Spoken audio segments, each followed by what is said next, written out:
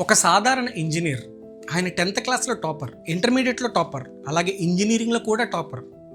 ఆ తర్వాత UPSC IAS ఎగ్జామ్లో కంటిన్యూస్గా 3 times ఫెయిల్ అయ్యారు.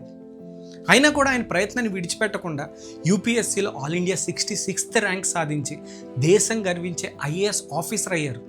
ఆయనే కృష్ణతేజ ఐఏఎస్. ఈ వీడియో ప్రతి ఒక్క స్టూడెంట్కి అలాగే ఒక గోల్ పెట్టుకుని అచీవ్ అవ్వలేక మధ్యలోనే విడిచిపెట్టేయాలి అని అనుకునే ప్రతి ఒక్కరికి ఈ వీడియోలో నేను చెప్పేది కృష్ణతేజ గారి రియల్ జర్నీ మాత్రమే కాదు, ఎన్ని ప్రాబ్లమ్స్ వచ్చినా విడిచిపెట్టకుండా ఎలాగైనా అనుకున్నది సాధించాలి అని ఆయన చేసిన ప్రయత్నం.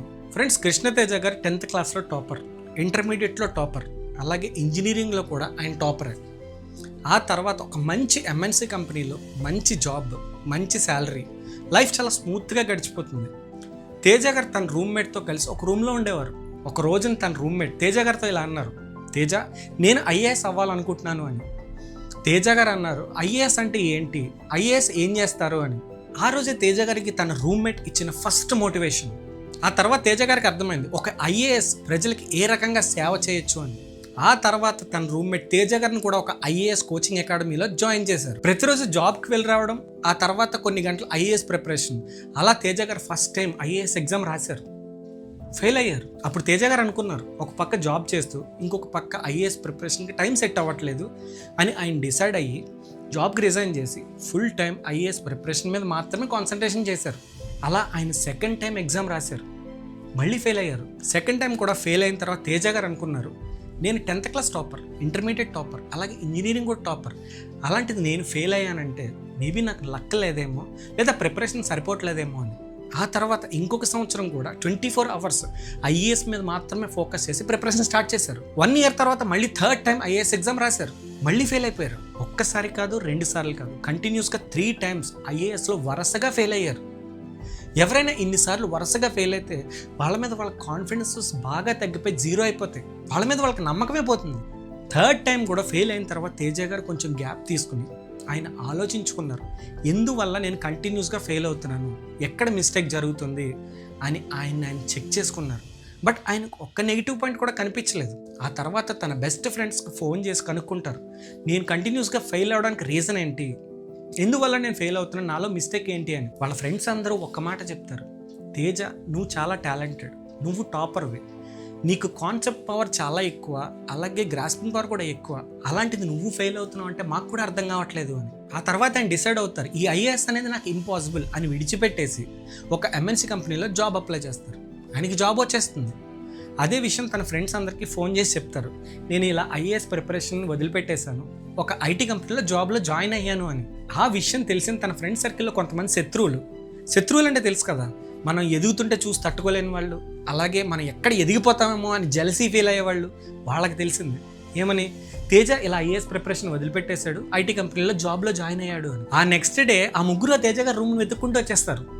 అందులో ఫస్ట్ పర్సన్ అంటాడు, తేజ, నువ్వు తీసుకునే డెసిషన్ కరెక్ట్, ఐఏఎస్ అనేది నీకు చాలా కష్టం, నీకు ఐటీ జాబే కరెక్ట్ అని. అందులో సెకండ్ పర్సన్ అంటాడు, తేజ, ఐఏఎస్ అందరికీ అంత ఈజీగా రాదు, నీకు ఐఏఎస్ రావడం కష్టమే, నువ్వు చూస్ చేసుకుందే కరెక్ట్, ఐటీ జాబే బెస్ట్ నీకు అని. అలాగే థర్డ్ పర్సన్ అంటాడు, తేజ, నీకు ఐఏఎస్ సెట్ అవ్వలేదు, 3 years టైం వేస్ట్ చేసావు, నీకు ఐటీ జాబే బెస్ట్ అని.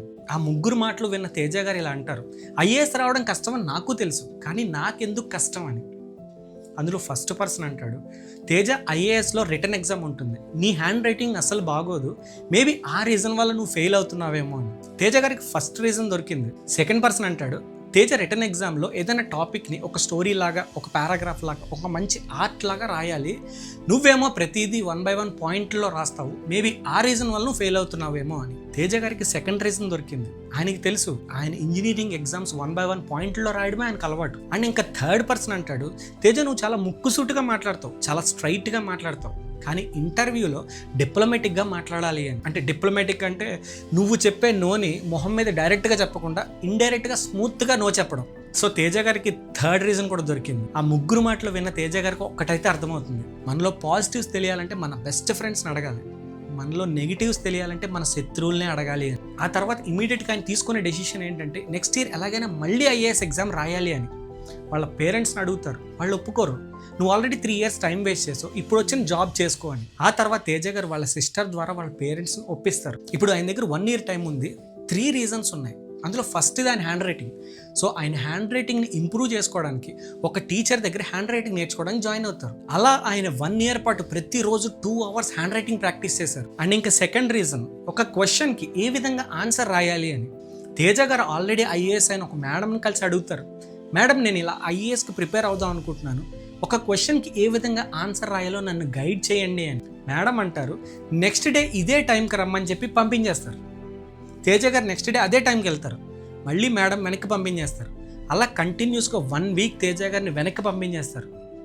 ఆ తర్వాత మేడం గారికి అర్థమవుతుంది తేజ ఒక సిన్సియర్ డెడికేటెడ్ స్టూడెంట్ అని చెప్పి. మేడం తేజ గారితో అంటారు, తేజ నేను 365 ఎగ్జామ్స్ పెడతా, 365 days, ప్రతిరోజు ఎర్లీ మార్నింగ్ 4 o'clock నుంచి 7 o'clock వరకు 3 hours. నువ్వు ఏ రోజు ఎగ్జామ్ మిస్ అయినా లేదా ఎగ్జామ్కి లేట్గా వచ్చినా నీకు అదే లాస్ట్ డే అని. అలా తేజ గారు 365 days 365 ఎగ్జామ్స్ మిస్ అవ్వకుండా రాసిన తర్వాత ఆయనకు అర్థమవుతుంది ఒక క్వశ్చన్కి ఏ విధంగా ఆన్సర్ రాయాలి అని. ఇంకా లాస్ట్ రీజన్, ముక్కుసూటిగా మాట్లాడే తేజ గారు తన మాట తీరు మార్చుకోవడం కోసం ఒక ఐఏఎస్ కోచింగ్ అకాడమీలో ఫ్యాకల్టీగా జాయిన్ అవుతారు 1 year. అలా తేజ గారు తన దగ్గర ఉన్న 3 నెగిటివ్ రీజన్స్ని కరెక్ట్ చేసుకుంటారు. ఆ తర్వాత 4th time IAS exam prelims రాస్తారు, పాస్ అవుతారు. మెయిన్స్ రాస్తారు, పాస్ అవుతారు. అలాగే ఇంటర్వ్యూ కూడా క్రాక్ చేస్తారు. సో ఫైనల్లీ కృష్ణతేజ గారు యూపీఎస్సీలో ఆల్ ఇండియా 66th ర్యాంక్ సాధించి ఐఏఎస్ ఆఫీసర్ అవుతారు. తేజ గారు ఐఏఎస్ ఛార్జ్ తీసుకున్న తర్వాత కూడా ఆయన పట్టుదల ఉన్న వ్యక్తి మాత్రమే కాదు, మంచి మనసున్న వ్యక్తి అని ప్రూవ్ చేసుకున్నారు. తేజ గారు ఛార్జ్ తీసుకున్న తర్వాత ఆయన అనుకున్నది, నేను పెట్టబోయే ఫస్ట్ సిగ్నేచర్ ఏ ఫైల్ అయి ఉంటుంది అని. అక్కడున్న క్లర్క్ ఒక ఫైల్ తీసుకొస్తుంది. ఆ ఫైల్ ఏంటంటే ఎక్కువగా వర్షాలు పడడం వల్ల స్కూల్ పిల్లలకి అందరికీ హాలిడే డిక్లేర్ చేసే ఫైల్. ఎప్పుడైతే తేజ గారు పిల్లలందరికీ హాలిడేస్ డిక్లేర్ చేశారో ఆ తర్వాత రోజు పిల్లలందరూ తేజ గారిని ఉద్దేశించి సోషల్ మీడియాలో పోస్టులు, thank you so much collector మావయ్య, థ్యాంక్ యూ మావయ్య అని. కొన్ని రోజుల తర్వాత ఒక అమ్మాయి తేజ గారిని కలవడానికి వస్తుంది. తేజ గారు అడుగుతారు, ఎందుకని కలవాలనుకున్నావు అమ్మ అని.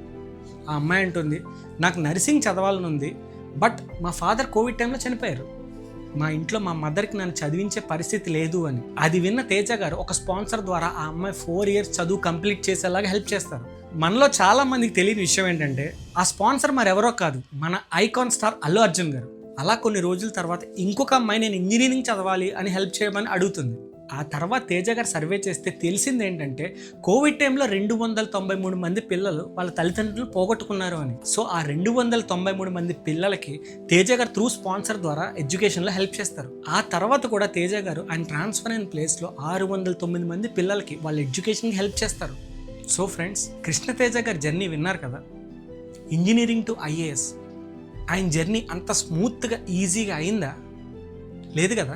నువ్వు పెట్టుకున్న గోల్ని మధ్యలోనే విడిచిపెట్టాలనుకుంటున్నావా? నువ్వు పెట్టుకున్న నీ గోల్ నిజంగా అంత ఇంపాసిబులా, లేక నువ్వే మధ్యలో విడిచిపెట్టాలనుకుంటున్నావా?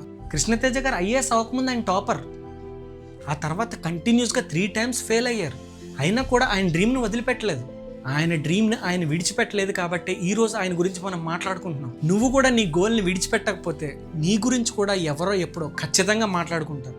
ఫ్రెండ్స్, ఈరోజు ఈ వీడియో చేయడానికి మెయిన్ రీజన్, చాలామంది స్టూడెంట్స్ లేదా ఒక గోల్ సెట్ చేసుకుని అచీవ్ అవ్వడానికి ట్రై చేస్తున్న ప్రతి ఒక్కరూ కృష్ణతేజ ఐఏఎస్ గారిని ఒక ఇన్స్పిరేషన్గా తీసుకుని వాళ్ళ డ్రీమ్ని అచీవ్ అవ్వాలి అని నేను చేసిన చిన్న ప్రయత్నం. ఈరోజు ఈ వీడియోలో ఇన్ఫర్మేషన్ మిమ్మల్ని అందరినీ ఇన్స్పైర్ చేసింది అని నేను అనుకుంటున్నాను. మీకు ఈ ఇన్ఫర్మేషన్ నచ్చితే ఖచ్చితంగా లైక్ చేయండి. అలాగే సబ్స్క్రైబ్ టు ఆదిత్య స్టాక్, ఎందుకంటే ప్రతి స్టోరీ నేను ఇన్స్పైర్ చేస్తుంది. ఇంకొక ఇంట్రెస్టింగ్ అండ్ ఇన్ఫర్మేటివ్ వీడియోతో మళ్ళీ కలుద్దాం. అంతవరకు జై శ్రీరామ్.